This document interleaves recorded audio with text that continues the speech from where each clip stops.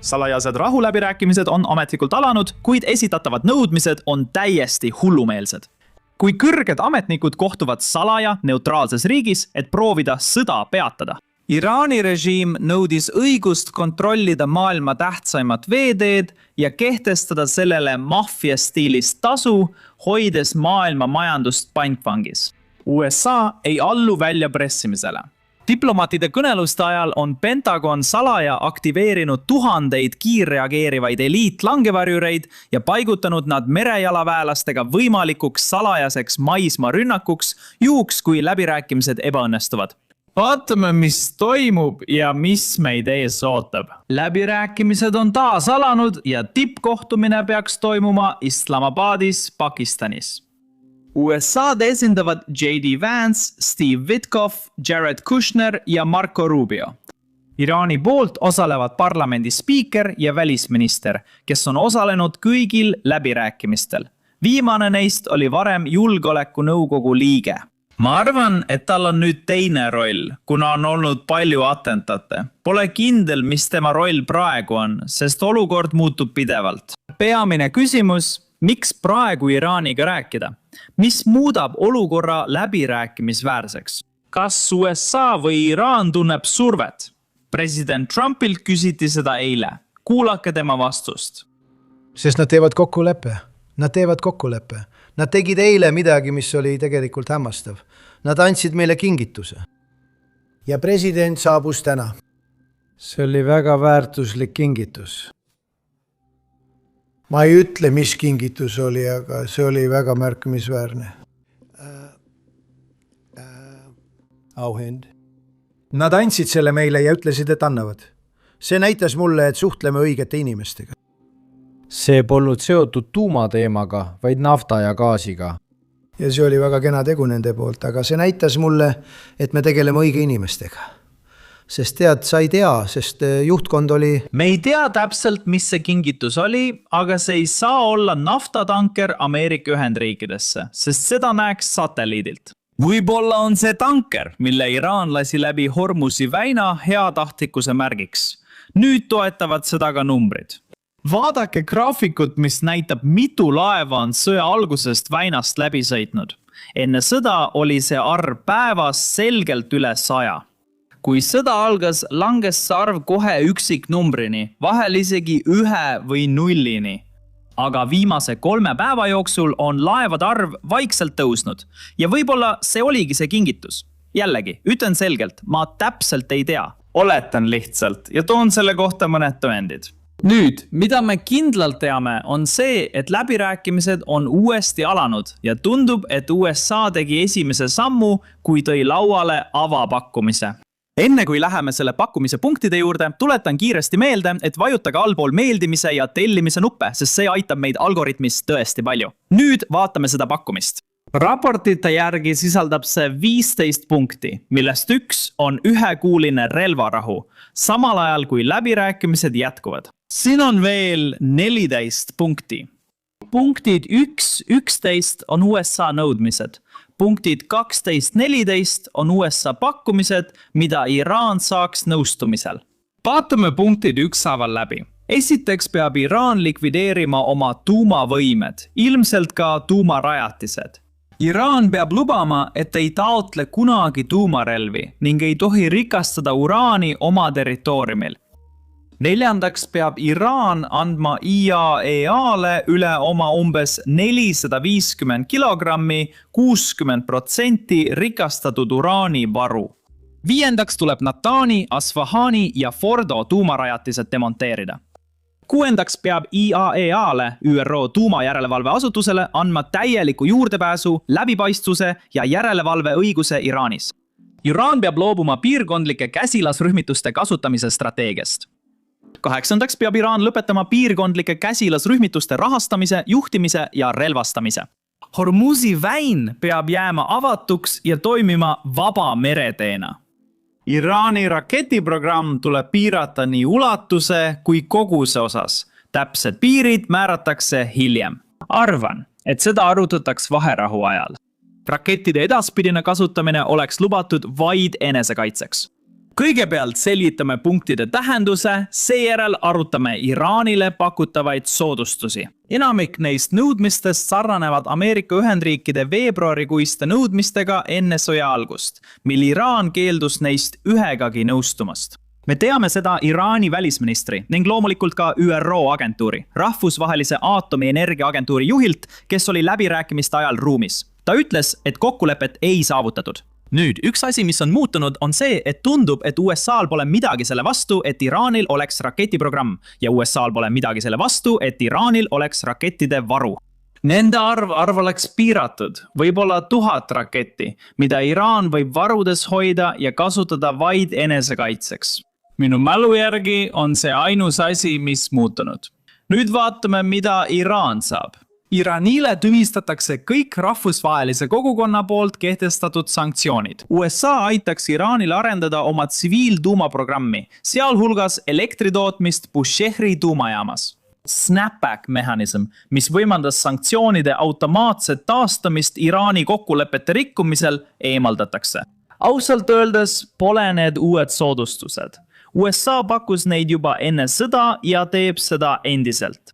Kui te küsite minu ausat arvamust, siis tõenäosus, et Iraan selle vastu võtab, on väga väike. Kuid seda tuleb meeles pidada. See on läbirääkimiste avapakkumine ja just sellepärast saavadki inimesed kokku, et välja selgitada, millega Iraan oleks nõus ja millega USA oleks nõus. Vastupidiselt sellele, mida võisite Twitteris või mujal sotsiaalmeedias kuulda, Iraan tegelikult peab läbirääkimisi ja tegeleb selle pakkumisega. Nad ei nõustu, kuid vastavad. See pärineb New York Timesist, mille sõnul on Teheranil Washingtoniga kontaktid hoolimata Iraani läbirääkimiste eitamisest. Tasub meeles pidada, kutid. Oleme seda varem öelnud, kuid inimesed langevad ikka lõksu. Iraani meedia ja ametnikud ei tunnista avalikult, et peavad läbirääkimisi Ameerika Ühendriikidega. Kui nad seda avalikult ütlevad, langevad naftahinnad veelgi ja Iraanil on vähem mõju parema kokkuleppe saavutamiseks. Mida kõrgemad on naftahinnad, seda paremad võimalused on Iraanil soovitud saada. Nii et isegi kui nad valmistuvad tulevikus mingisuguse kokkuleppe allkirjastamiseks, pole see praegu oluline. Aga oletame, et tulevikus nad valmistuvad mingisuguse kokkuleppe sõlmimiseks. Nad ei ütle, et on tegelikult valmis kokkulepet allkirjastama, sest nad ei taha, et naftahinnad liiga madalale langeksid.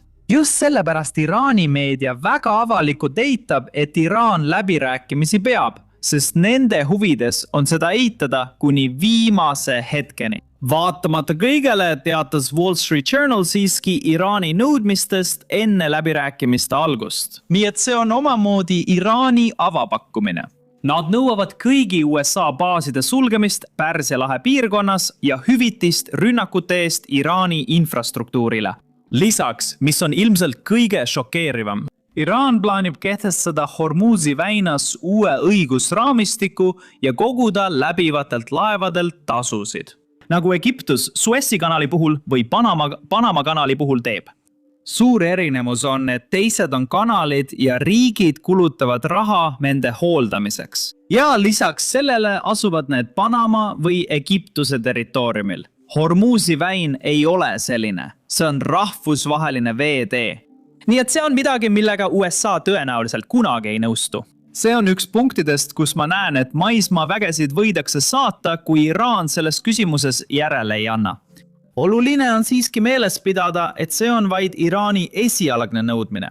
Teised Iraani nõudmised on garantiid sõja jätkumiseks, Iisraeli rünnakute lõpetamine Hezbollah vastu ja kõigi sanktsioonide tühistamine. Nad on seda kaua nõudnud ja USA pakub seda, kui Iraan nõustub nende tingimustega. Iraan soovib säilitada oma raketiprogrammi ilma piiranguteta, sealhulgas rakettide ulatuse ja arvu osas. See tähendab, et esialgsete teadete põhjal ei tundu, et mõlema poole nõudmistes oleks midagi oluliselt muutunud. Mõlemad pooled esitavad nõudmisi, arvates end võitjateks. Nüüd saate teie otsustada, kes võidab. Ainult üks kõrgem juht on võrvatud, kuid siiski need on esialgsed nõudmised. Ja president Trumpilt küsiti tegelikult selle kohta. Miks nüüd Iraaniga läbi rääkida? Mis paneb USA usaldama Iraani, kui seda veel 5 nädalat tagasi polnud? Kuulake nüüd. Mis muutus, et otsustasite vaherahu poole liikuda? Alles hiljuti soovisite jätkata Iraani pommitamist. Nüüd räägite rahuläbirääkimistest. Kas midagi juhtus? Nad räägivad meiega ja on sellest ajast saadik rääkinud. Ja pidage meeles, kõik algab sellest, et neil ei tohi olla tuumarelva. Lihtsalt teate, ma ütlesin eile, mida nad ütlesid, mis on 10 kõige olulisemat. Ma ütlesin, et number 1, 2 ja 3 on see, et neil ei tohi olla tuumarelva. Ja neil ei tule tuumarelva. Ja me räägime sellest. Ma ei taha ette öelda, aga nad on nõustunud, et neil ei tule kunagi tuumarelva. Nad on sellega nõustunud. Kuidas sulle su endine piirivalve ülem meeldib? Oluline on märkida, et Iraan on aastakümneid väitnud, et ei taotle tuumarelvi. Küsimus on nende tegudes, mitte sõnades. Nende teod ei vasta sellele, mida nad avalikult ütlevad või tuumalepingutes alla kirjutavad. Seetõttu peab Iraani tegevust rangelt kontrollima ja kontrollima, kas nad valetavad. Lähme edasi. Iraani režiimi valmisolek läbirääkimisteks ei tulene soovist loobuda tuumaambitsioonidest, vaid pigem sellest, et nende raketivarud on otsa korral.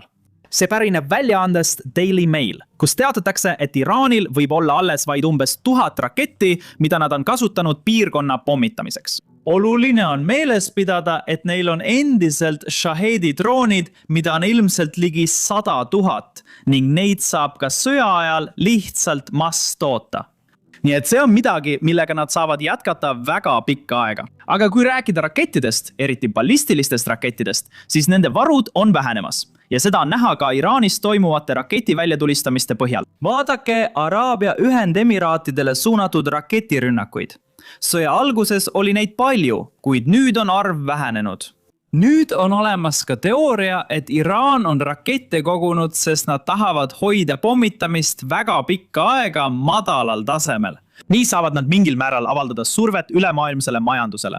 Ja ausalt öeldes on selles tõenäoliselt ka tõetera sees. Eelmisel nädalal, kui iisraellased sihtisid Iraani gaasivälja, vastas Iraan kohe, sihtides Katari gaasivälja, mis pole loogiline. Aga selle rünnaku ajal, Iraani rünnaku ajal, nägime, et nad kasutasid rakette, mida nad varem eriti ei kasutanud. Ja samuti suurendasid nad selle rünnaku jaoks kasutatud rakettide arvu. Tõenäoliselt arutab Iraani juhtkond kulisside taga, et hoida pommitamine madalal tasemel. Nii saame tulevikus eskalatsioonidele reageerida. Selle strateegia risk on, et nad võivad oma raketid kaotada, kui need asuvad raketilinnades või maa-alustes punkrites. Kui Iisraeli või Ameerika hävitajad avastavad raketiheitjate või rakettide peidupaigad, hävitavad nad need enne Iraani kasutusvõimalust. Ja see on midagi, millega Iraan on pidanud tegelema sellest sõjast alates, sest Ameerika hävitajatel on sisuliselt õhu ülekaal Iraani taeva kohal. Vaatamata kõigele näib, et Iraani riigitelevisioon lubab seda, mida sõjavägi ei julge täita. Alles eile ähvardas riigitelevisioon Araabia Ühendemiraate ja Bahreini sissetungiga. Ma tõesti mõtlen seda, ma ei tee nalja. Kuulake ise. Rahvast teenida, ütlete teie. Lubage mul öelda seda meie kallile rahvale. Iraani relvajõud on rannikualade operatsioonideks täielikult valmis. Kui ameeriklased eksivad, võtame Bahreini ja Araabia Ühendemiraatide rannikud üle. Sellega seoses on samuti korraldatud ulatuslikke õppusi. Relvajõudude päevakavas on õppused Araabia Ühendemiraatide ja Bahreini rannikul, mis muudavad jõudude vahekorda. Jätame koordinaadid ja üksikasjad hilisemaks. Muudame jõudude vahekorda, andes vastuse, mida vaenlane kahetseb. Võib öelda, et nad jätavad endale võimalused juuks, kui läbirääkimised ebaõnnestuvad. Sama teeb ka Ameerika Ühendriigid. Eile teatati, et Pentagon valmistub paigutama Iraani 3000 sõdurit eliitsest 82. õhudessantiviisist. See on üks USA parimaid kiirreageerimisüksusi ning see suudab saata umbes 1000 sõduriga pataljoni 18 tunni jooksul või terve brigaadi ehk umbes 3000 sõdurit 72 tunni jooksul. See teade tuli vaid mõni päev pärast seda, kui kuulsime 2500 merejalaväelasest, kes on USS Tripolil Jaapani baasist praegu teel Lähis-Itta. Nad peaksid sinna jõudma ehk järgmisel nädalal. See annaks meile rohkem tulejõudu, kui USA soovib rünnata Kargi saart. Iraani saar on IRGC jaoks oluline, sest sealt tuleb nende rahastus.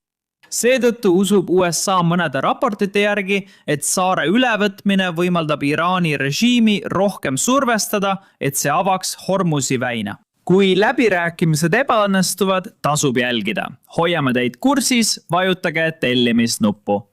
Lisaks sellele on New York Timesis tulnud veel teateid, et Saudi Araabia juht Mohammed bin Salman on survestanud Trumpi sõda jätkama, hoolimata rünnakutest tema riigi vastu. Saudi Araabia peab seda ajalooliseks võimaluseks piirkond ümber kujundada ja turvalisemaks muuta. Mõned teavad juba, et Saudi Araabia ja Iraan polnud alguses peale lähedased, isegi enne seda. Kui Iraan ründab Saudi kodanikke, infrastruktuuri ja nafta rafineerimistehaseid, on selge, miks Saudi Araabia on vihane ja soovib Iraani režiimi kukutamist. Mis on üllatav on see, et president Trumpilt küsiti tegelikult selle raporti kohta ja ta kinnitas seda mingil määral. Mitte otseselt, vaid kaudselt. Kuulake ise. Mida tead Saudi Araabia kohta? Ma olen lihtsalt kuulnud, et te olete rääkinud ja et tema on julgustanud teid tegema teatud asju, mis on seotud Iraaniga. Kas saate selgitada, mil moel ta on sõdalane? Jah, ta on tõesti sõdalane. Ta võitleb koos meiega muide. Saudi Araabia on olnud suurepärane ja Araabia Ühendemiraadid samuti suurepärased. Qatar on uskumatu. Teine vaatenurk, mille paljud, sus mina, on kahe silma vahele jätnud, on see, et Iraan ründab riike justkui islami usuliste lõhede põhjal.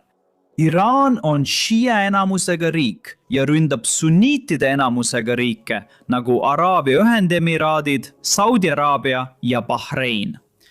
See võib sõja järel piirkonda usuliste lõhede põhjal ümber kujuneda. Ausalt öeldes ma pole selles ekspert.